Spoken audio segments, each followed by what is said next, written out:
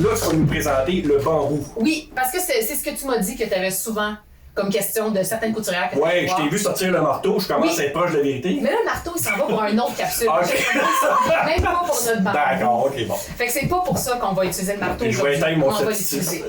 Mais le bambou, pour répondre à ta question, par exemple, c'est pas, on ne va pas coudre le bambou en tant que tel. Parce que quand le bambou est transformé en textile, parce que c'est une fibre intéressante à travailler, mais le bambou, avant tout, c'est une plante. Fait qu'il faut qu'elle soit transformée. Elle ne peut pas être cousue en tant que plante. Et c'est le pulpe du bambou qu'on va transformer de façon chimique pour pouvoir le transformer en plein de sortes de tissus. Je vais dormir intelligent pour ça. Et c'est le procédé chimique qui vient des fois compliquer un petit peu la chose quand vient le temps de coudre cette fibre-là. Parce que oui, c'est une fibre naturelle, mais qu'il y a eu un procédé chimique là-dedans. Donc, c'est pas techniquement une fibre naturelle. Fait qu'on la coupe pas de la même façon qu'une fibre qui le serait. Comme par exemple le coton, qui lui peut être aussi transformé en jersey de coton. Mais on va le coudre, puis il va être beaucoup plus facile, beaucoup plus docile. Il va pas être aussi doux. Puis il va avoir d'autres propriétés, des fois le fun, des fois moins le fun. Mais pour le bambou, il va être transformé en jersey de rayon de bambou. C'est quoi la différence? La différence entre les deux, c'est le procédé chimique. Le coton n'aura pas eu de procédé chimique. Il va être capable d'avoir été transformé en fibre sans ce procédé chimique-là. Mais le bambou doit être transformé d'une façon avec le pulpe pour pouvoir, après ça, que ce soit des filaments, qu'on va dire des fils, pour qu'ils puissent ensuite être tricotés ou bien tissés. Là, aujourd'hui, on parle du jersey de bambou, donc on parle d'un qui a été tricoté. Mais ça peut être un tissu qu'on va avoir mélangé avec du lin. Et là, on va avoir un tissu tissé, donc non extensible, avec du bambou dedans. On va aussi avoir des mélanges avec du coton. Ça peut être du jersey de coton avec un mélange de bambou. Et on va aussi avoir le lyocell. Le lyocell, c'est pas un tissu que je connais autant, mais que ça ressemble beaucoup à la rayonne de bambou. Puis là, tu vas me dire, mais pourquoi on mélange du bambou avec du coton? Pourquoi on mélange du bambou avec du lin? C'est pour essayer d'avoir le meilleur des deux mondes. Fait qu'un jersey qui va avoir été coton-bambou va être beaucoup plus facile à coudre qu'un jersey juste bambou. Le coton va être là pour essayer de stabiliser un peu la fibre qui est difficile à coudre. Le lin, la même chose. Ça fait quoi si on a juste fibre bambou? Là, c'est ce tissu-là qu'on va parler aujourd'hui. Mettons du jersey de bambou, qui est du jersey de rayon de bambou, parce qu'il a été transformé avec un procédé chimique. C'est ça qui va être, la plupart du temps, difficile à coudre. C'est très, très doux. C'est un tissu aussi qui est de 3 à 5 fois plus absorbant que le coton, ce qui peut être intéressant à travailler. Ça fait des bons linges à vaisselle. Ça fait des bons linges à vaisselle. Ça peut être super intéressant. Puis, étant donné que ça reste une fibre naturelle, même si oui, il y a eu un petit procédé chimique, c'est des choses qui peuvent être intéressantes aussi pour quand on fait des lingettes démaquillantes, pour des barbouillettes, des choses où est-ce qu'on a besoin d'avoir un peu d'absorption. Il y en a qui vont utiliser ça aussi pour faire les serviettes sanitaires maison. Il y en a qui sont lavables. On va avoir quelque chose qui est absorbant. On va pouvoir se tourner vers le bambou aussi. Ça peut être intéressant à travailler. Ça peut être chouette. Il y a tant d'utilité que ça. Oui, quand même. Et en plus, étant donné que c'est une fibre naturelle qui pousse très, très vite. Le bambou, c'est une des plantes qui pousse le plus vite au monde, ce qui fait en sorte que c'est super facile à cultiver, à récolter, à transformer, puis à tisser. Puis déjà, le bambou est prêt pour recommencer son cycle. Mais pourquoi d'abord le monde a tant de misère que ça à coudre? Parce que c'est très glissant, c'est très doux et ça s'étire beaucoup. Et là, ça m'amène aussi à vous dire que si c'est très doux et que ça s'étire beaucoup, on fait attention, c'est pas n'importe quel vêtement qu'on va coudre là-dedans.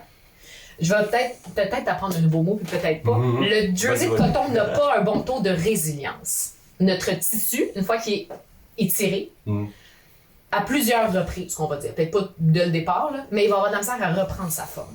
Ce qui fait en sorte qu'un vêtement ajusté, genre un legging ou un t-shirt qui est très ajusté, va pas rester beau. Parce qu'il va pas être capable de toujours reprendre. Il va pas puffer aux genoux.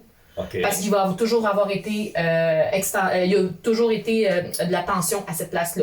Fait que là, il y a de la misère à reprendre sa forme, puis il devient comme pas beau. OK. Moi, j'ai une question là-dessus. Oui.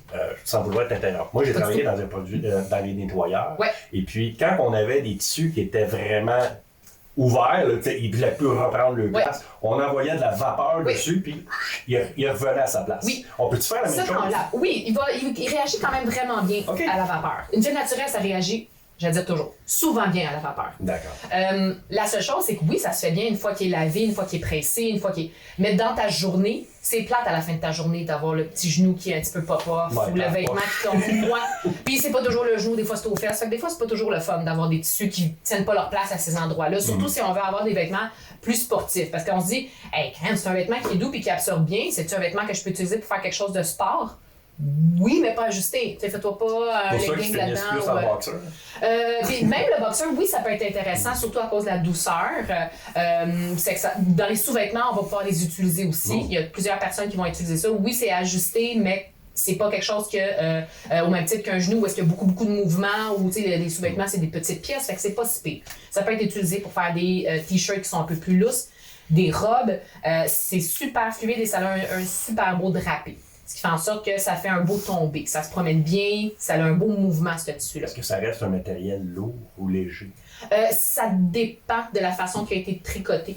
Puis il faut faire attention parce que des fois, on se dit, étant donné que c'est un tissu qui est mince, ça on peut se le dire, mais ça peut être un tissu qui est lourd, même s'il est mince. Parce qu'on parlait de robe, parce que si tu fais une robe avec ça, je suis pas une femme, mais il me semble qu'il ne faut pas que ça soit trop lourd. Faut pas que ça soit trop lourd, mais ça se fait quand même bien malgré tout. Et il peut y avoir des tissus qui sont trop lourds. Par exemple, c'est le ITY, c'est le Interlock Twisted Yarn, que ça, c'est un tissu qui est très lourd, qui a un très beau drapé, mais étant donné que c'est du synthétique, un super de beau taux de résilience. Donc, il reprend bien sa forme. Donc, oui, il est lourd, mais il ne se déforme pas. D'accord. Lui, il va avoir plus tendance à se déformer, mais il n'est pas lourd. Fait qu'à ce niveau-là, c'est pas un problème. Puis comment on coud ça? La première chose à faire quand on va vouloir le coudre, avant même de le coudre, on va le couper. OK. Techniquement. Pour le couper, ça peut être chouette de travailler avec un couteau rotatif et un tapis de coupe. La question, est-ce que aussi il y a un sens pour le couper? Oui, toujours. Il y a toujours un sens avec notre tissu. Comment on fait pour voir ça? Le sens du tissu va toujours être avec la lisière. Okay. Donc, la lisière, ça va être le bord franc de notre tissu. C'est là où est-ce qu'il a été accroché pour être tissé, tricoté, peu importe. Okay. Et le droit fil est toujours parallèle à cette lisière-là. Sur nos patrons, c'est indiqué notre sens de droit fil. Notre droit fil, donc notre pièce de patron doit être parallèle avec le bord de notre tissu. Pour des néophytes comme moi, explique-moi, c'est quoi le droit fil? Ça, c'est une autre capsule. Est-ce que tu veux que j'embarque là-dedans tout de suite? Parce que ça, c'est le sens du tissu. OK, je vais être on peut avoir une capsule juste pour ça. Parce qu'on a beaucoup de choses à dire là-dessus aussi. D'accord, OK. Donc, si on veut avoir une autre capsule, on va pouvoir le faire. Parfait. Mais dans les tissus qui sont extensibles, qu'est-ce qui est intéressant à savoir, c'est qu'on a toujours un sens qui s'étire plus que... Toujours. Souvent, un sens qui s'étire plus que d'autres. Mais dans le cas qu'on a ici, étant donné qu'on ne veut pas avoir quelque chose de nécessairement ajusté, c'est pas notre priorité. On se fie au droit fil. OK. Et on coupe avec une roulette parce que, comme on a dit tantôt, c'est un tissu qui est quand même fluide et qui se déplace facilement. Fait que des fois, avec certaines lames du tissu, dès qu'on passe notre lame de ciseaux, ça soulève notre tissu. Des fois, on perd un peu de précision au niveau de la coupe. Fait que le couteau rotatif peut être intéressant étant donné. Et plus appuyé, donc. Oui, et toujours avec un tapis de coupe et avec un couteau rotatif. Ça va aider. Ensuite de ça, oui, pour coudre, on va avoir besoin de la bonne aiguille. Moi, les aiguilles, oui, ont toutes leur fonctionnalité. Ils ont toutes leur utilité. Des fois, j'aime bien faire des tests malgré tout. Parce qu'il n'y a rien qui va exploser, il n'y a rien qui va être dramatique si jamais on fait des tests. Ben, il vaut mieux faire un test avant pour s'assurer. Toujours faire un test sur la retaille. Parfait. Toujours, peu importe le tissu, peu importe le projet, si on n'est pas sûr de quelque chose, on fait un test. À retenir. À retenir, c'est très important. Même avec le fer à repasser, il y a des tissus qui détestent se faire presser, qui détestent la chaleur, qui détestent la vapeur. On fait des tests, on utilise une pâte mouille aussi. Habituellement, là, comme je disais, les tissus naturels prennent quand même très bien la vapeur et le fer à repasser aussi. Moi, pour le jersey de bambou, étant donné que oui, c'est une fibre naturelle, mais qui a subi un changement chimique, j'utilise une aiguille stretch. OK. Règle générale, je suggère d'utiliser une ballpoint, qui est une aiguille à bourron. L'autre mot m'échappe, c'est parce que ça peut être aussi une ballpoint, puis ça peut être une... C'est quoi l'autre nom? Puis probablement jersey. C'est celle-là. Fait que ça peut être l'aiguille jersey et l'aiguille ballpoint. Les deux sont dans le stretch. Les deux sont dans le stretch. Mais habituellement, c'est pour des tissus qui sont peut-être un petit peu moins extensibles. OK. Puis souvent, ces tissus-là vont être avec des fils naturels. Fait que j'utilise bien souvent ma ballpoint et ma jersey pour ce genre de... Fait que là, on traite le ça serait bambou comme comme celle-là. stretch. La seule chose, c'est qu'étant donné qu'elle a eu son procédé et qu'elle s'étire énormément cette fibre-là. En fait, pas la fibre qui s'étire, mais le tissu qui s'étire. J'aime bien utiliser la stretch, oui. Okay. Et là, bon, tout dépendant de l'épaisseur de tissu qu'on a, tout dépendant de qu'est-ce qu'on a, là, ça va peut-être varier au niveau de la grosseur. Mais souvent, la stretch, on la retrouve dans la 75. Okay. Là, tu viens de m'ouvrir une porte. Oui. Là, tu parles de celui-là qu'on va l'utiliser avec une aiguille stretch. Oui. De parler de différents traitements au niveau du bambou, Oui. est-ce qu'on change d'aiguille aussi ou on conserve la même aiguille pour les autres traitements sur le stretch? Pas le stretch, mais comme tu parlais. Comme le bambou. On va changer pour les autres, probablement, parce que le lin n'aura pas besoin d'avoir une stretch. OK, tu vas utiliser quoi pour le lin? Je me dirais souvent vers une aiguille à coton, ou bien moi, les aiguilles universelles, ils m'apprécient bien en général. Okay. C'est une aiguille que je vais être capable d'utiliser sur ce genre de tissu-là, qui n'a pas trop de particularité. Le lin ou même une toile de coton, une cotonnade, c'est pas souvent des tissus qui sont très, très capricieux. Fait que souvent, je vais utiliser l'aiguille universelle pour le faire. OK. Par contre, il faut que tu aies une aiguille universelle. Il faut tenir compte qu'il faut que ta machine ait été testée avec les aiguilles universelles. Parce que si elle n'a pas été traitée, à ce moment-là, petit Q, vous allez faire des sauts de points au niveau du zigzag. En universel, on est bon pour, je pense, c'est 3 variétés ou 4 variétés de tissus différents, mais en point droit sur la majorité des machines. Mais oui, parce que moi, en fait, l'aiguille universelle, je ne l'utilise jamais en zigzag. Okay. Parce que j'utilise jamais l'aiguille universelle sur un tissu extensible. C'est très rare que je fais du zigzag sur du tissu. Ça risque de sauter. Ouais. Fait oui, l'aiguille universelle, le zigzag, on le fait la plupart du temps, on le fait sur un tissu extensible. Fait que déjà, l'universelle, elle vient de perdre son statut. Voilà. Elle est jamais utilisée pour un tissu stretch, extensible, peu import, jamais. Il faut en parler parce que souvent, les gens pensent que universel, c'est bon pour tout. Pas du tout. Puis dans n'importe quelle manière. Moi, je sais, ça m'est rentré dans la tête en me disant, une aiguille universelle fait pour des tissus de base tissée. Fait que des cotonnades, des toiles de coton, du lin. Ça va pas ailleurs. Ça va pas ailleurs. Des fois, peut-être du denim non extensible si c'est vraiment pas un tissu capricieux. Non. Mais, règle générale, c'est seulement pour des tissus comme du lin et du coton, non tissé, des toiles. Super. Après avoir choisi notre bonne aiguille, donc on a notre aiguille stretch, on est prête à l'écoute, on pourrait réduire la pression du pied.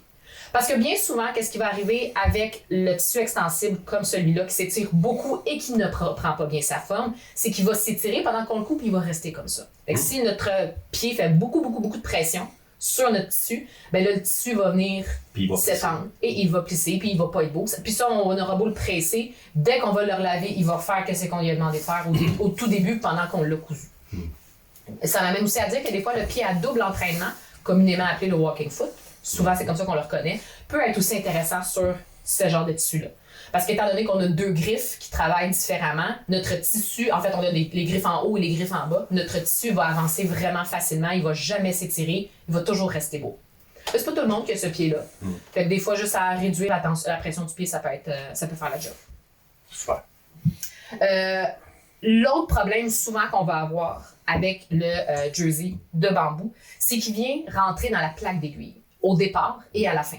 Fait qu'on veut commencer, on veut faire notre point d'arrêt au début, que ce soit avec notre point éclair, qui est un point extensible, ou un point zigzag, ou même un point triple. Moi, le point triple sur ma machine, c'est un point extensible super rigide, qui est très, très résistant. Il peut être fait à certaines places, mais ça se découpe comme pas, ce point-là. C'est vraiment pas le fun. Fait que je l'utilise pas tout le temps. Mais bref, quand on commence, bien souvent, notre aiguille va venir entraîner notre tissu dans le trou de la plaque. Ça, c'est la partie bord point. L'as-tu déjà essayé avec la Microtech? Qui est beaucoup plus pointue. Elle, je l'aime vraiment beaucoup, celle-là, mais la stretch, elle est pointue, par exemple. Donc, en ce moment, on est avec une aiguille stretch. On ne devrait pas avoir ce problème-là, mais ça le fait quand même avec une aiguille stretch, puis ça va le faire quand même avec une Microtex. Le tissu est entraîné en dessous de la plaque. Parce que le trou est très large. Ouais. Qu'est-ce que je fais dans ce temps-là, c'est que je me mets une pièce de papier de soie entre mon tissu et ma plaque d'aiguille. Fait que le papier de soie va faire office de bouclier, qu'on pourrait dire. Fait qu'il va être cousu, puis là, j'en mets pas sur tout le long de ma couture. C'est seulement au départ, puis des fois à la fin. Puis après ça, ça s'enlève, là, ça se fait comme un papier à pointillé. Là. Ça s'enlève super bien, le papier de soie. Idéalement, mais là, ça, c'est des coups des fois qu'on n'a pas envie. Il y a du papier qui est hydrosoluble, qu'on peut acheter pour la couture, qui est fait pour la couture, qu'on peut mettre, puis après ça, tu mets un peu d'eau, puis le papier s'évapore. Mais le papier de soie fait très, très bien le travail aussi. Puis après ça, on a la bonne aiguille. Techniquement, on ne devrait pas sauter de point. Mais des fois, c'est la tension qui peut avoir un problème. Il y a beaucoup de monde qui me disent j'ai des problèmes avec ma machine, la tension n'est pas bonne, pourtant, je couds toujours à 4 puis ça fonctionne toujours bien. Faut diminuer. Chaque tissu va avoir sa tension différente. Tout le temps, tout le temps, tout le temps. Puis des fois, sur le même projet avec le même tissu, tu vas être rendu avec plus d'épaisseur. Tu vas être rendu ailleurs où il y a quelque chose qui va avoir changé. Ça se peut qu'on aille à changer notre tension. Encore là, faire des tests. Avant même de commencer ton projet, tu te prends un petit carré de jersey de bambou, peu importe le projet que tu es en train de faire, tu fais des tests. Ben, je pense qu'on ne le dit pas assez souvent. Non, vraiment. On dirait qu'on a peur de faire des tests. Oui, Puis pourtant, moi, quand je découpe mon projet, il y a inévitablement des retailles. Je m'en mets de côté. Puis là, je vais tester ma surjeteuse, si j'ai à surjeter, bien évidemment. Et je vais tester ma machine à coudre. Et tous les points que je vais faire sur ma machine à coudre. Parce que des fois, on va faire le point clair, puis après ça, pour faire une petite surcure, je vais faire un point zigzag, puis après ça, je vais utiliser mon aiguille double à la fin pour faire mon ourlet. Ben, je vais faire des tests pour tout ce que je vais faire. Puis, je vais essayer de marquer les réglages sur un bout de papier pour ne pas l'oublier après. Ah, j'ai augmenté mon point. Ce qui peut être aussi intéressant quand on vient coudre, d'avoir des points un petit peu plus longs. Quand on vient coudre dans du jersey de coton. C'est-tu la même technique avec l'aiguille double, avec le papier de soie pour être capable de ne pas percer, de ne pas sauter de pointe, parce que c'est une grosse difficulté que les gens ont avec Exactement. l'aiguille double. Oui, puis des fois, c'est quand on part pas bien, ben ça va être bien difficile pour la machine d'après ça de continuer bien. Fait que si on part bien avec le papier de soie, que ce soit l'aiguille double ou bien avec un tissu qui est plus difficile comme le jersey de bambou, ça va vraiment nous aider à mieux partir. Wow, OK. Ouais. Ça va être intéressant. Puis la tension aussi, comme je disais, là, qui peut être intéressant. Puis c'est peut-être même déjà un truc que tu as donné, mais à chaque fois qu'on a des problèmes de tension, puis qu'on n'est pas capable de la régler, moi, la première chose que je dis, c'est mets-toi 2 couleurs de fil différents. En haut, tu mets un blanc, en bas, tu mets un rouge. Puis si tu vois le fil du rouge qui pop en haut, il y a un problème de tension. Si tu vois le fil de blanc qui pop trop en bas, tu as un problème de tension. Pour trouver la couture, le point entre les deux pièces de tissu. Mais on ajuste notre tension après ça pour avoir la bonne chose. Parce que la machine, elle a besoin, surtout pour des tissus comme ça, elle a juste besoin de la combinaison parfaite. C'est pas juste une question de tension, c'est pas juste une question d'aiguille. Puis l'aiguille, il faut qu'elle soit en bon état. Si l'aiguille est un petit peu abîmée sur le bout, si elle ne fonctionne pas, si ça fait des heures et des heures qu'on coud avec. Oui, des fois. Une aiguille est pointée. Et voilà. Fait que ça aussi, il faut faire attention. Puis l'autre partie aussi qui est intéressante à comprendre, c'est que souvent, on ne faut pas jouer non plus avec les régulateurs de tension sur la machine à coudre qui est sur la bobine. Sur la canette en dessous? La canette en dessous. Il faut éviter de jouer avec cette tension-là. Parce que tes tensions résident en haut et non en bas. Oui, mais puis souvent, le problème, quand on coud, c'est en dessous que ça va pas être beau. Puis quand c'est pas beau en dessous, le problème il est en haut. C'est ça. Parce que souvent, surtout peut-être quand on débute, on coupe, puis on fait comme c'est pas beau en dessous. Ben en dessous, c'est la canette. Donc c'est la canette qui a un problème. Mais non. Quand c'est pas beau en dessous, c'est parce que c'est le fil d'en haut. Voilà. Puis souvent, ton problème va venir parce que tu n'as pas pris la bonne grosseur de fil qui correspond avec ton aiguille en haut. Donc, on a un rapport de qualité, pas de qualité, mais de grosseur d'aiguille avec la grosseur de ton fil qui va toujours varier. Avoir une bonne qualité de fil. Oui, ça, c'est la base. Dans n'importe quel projet, n'importe quel tissu, n'importe quel, c'est avoir une bonne qualité. Et éviter les bobines préenfilées qu'on achète en série. Je savais même pas que ça se faisait des bobines préenfilées. Ben non. Mais la plupart du temps, c'est de mauvaise qualité de fil, ce qui peut nuire à la couture. Oui, en effet. Oui. Si jamais ça peut être intéressant pour certaines, là, je sais pas quand est-ce que la capsule va sortir, mais moi, je sais que le 22 avril, j'ai un produit qui sort sur mon site internet. C'est un planificateur de couture. À noter, 22 avril! Dans ce planificateur-là, j'ai un petit guide pour les fils. Et dans le bas, c'est marqué avec quel tissu, quel type d'aiguille et quel type de fil ça va ensemble. Techniquement, ça va être là. Il va déjà être sur le site, il va déjà être disponible. En juillet? Oui. Oui, c'est ça. Oui, il va déjà être disponible. Fait que ça peut être intéressant d'avoir ça sous la main parce que c'est difficile de retenir tout ça. Oui, effectivement. C'est beaucoup d'informations. C'est pour ça qu'on enregistre. Fait que comme ça, mais ça reste. On peut s'en passer en bande. En effet. Ensuite, qu'est-ce qu'on fait avec ça? On devrait être en business.